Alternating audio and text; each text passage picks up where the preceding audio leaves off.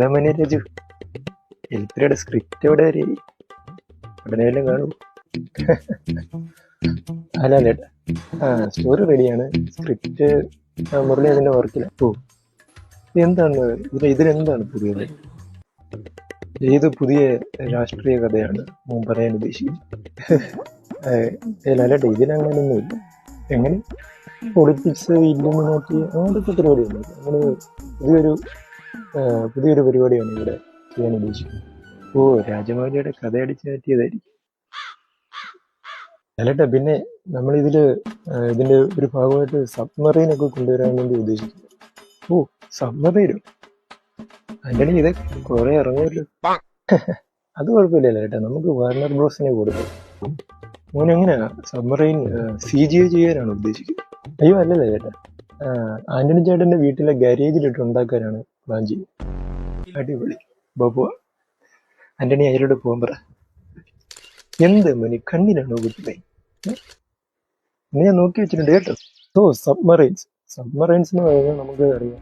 ഇപ്പോ ഏതൊരു യുദ്ധത്തിന്റെ കാര്യം എടുത്താൽ അവിടെ സബ്മറൈൻസിന്റെ സാന്നിധ്യമുണ്ട്.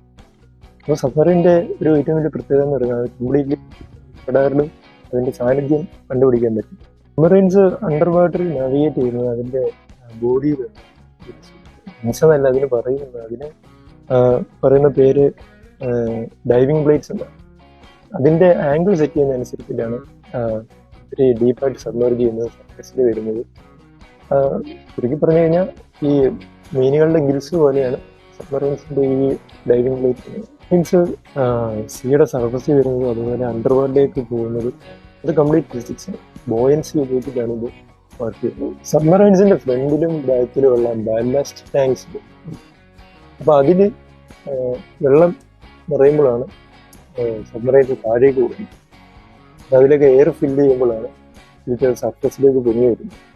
ഇതിലൊരു പർട്ടിക്കുലർ ഡെപ്തിൽ മെയിൻറ്റെയിൻ ചെയ്ത് പോകണമെന്നുണ്ടെങ്കിൽ അവിടെ ന്യൂട്രൽ ആയിട്ടുള്ള ബോയൻസി ചെയ്യും. 2 ടൈപ്പ് സബ്മറൈൻസ് ഉണ്ട്.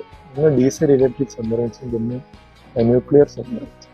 ഡീസൽ ഇലക്ട്രിക്കിന്റെ കേസിൽ അത് നമ്മൾ ഇതിനെ ഡീസൽ ആണ് അതിന്റെ ഡീസൽ ഉപയോഗിച്ചിട്ട് ഫ്യൂൽ സെൽസ് ചാർജ് ചെയ്തിട്ടാണ് വർക്ക് ചെയ്യുന്നത്. ഈ ഫ്യൂൽ സെൽസ് ചാർജ് ചെയ്യാൻ വേണ്ടി ആംബിയന്റ് എയറിന്റെ ആവശ്യമുണ്ട്. അതുകൊണ്ട് ഇടയ്ക്കിടയ്ക്ക് സർഫസിൽ വന്നു പോകണം. അതുകൊണ്ട് മോസ്റ്റ് ഓഫ് ദ ടൈം ഇങ്ങനെ ഈ സബ്മറൈൻസ് സർഫസിനോട് ചേർന്ന് തന്നെ. ന്യൂക്ലിയർ പവർ ഉപയോഗിക്കുന്നത് കൊണ്ട് തന്നെ ന്യൂക്ലിയർ സബ്മറൈൻസ് എത്ര നാൾ വേണമെങ്കിലും കടലിനടിയിൽ സബ്മർജായിട്ട് കിടക്കും. പിന്നെ നിങ്ങൾക്ക് സബ്മറൈൻസിനെ കുറിച്ച് എന്തെങ്കിലും ഫാക്ട്സ് അറിയാമെങ്കിൽ അതൊന്ന് കമന്റ് ചെയ്യണം. പിന്നെ നിങ്ങൾക്ക് എൻ്റെ വീഡിയോസ് യൂസ്ഫുൾ ആയിട്ട് തോന്നുന്നുണ്ടെങ്കിൽ സബ്സ്ക്രൈബ് ചെയ്യണം.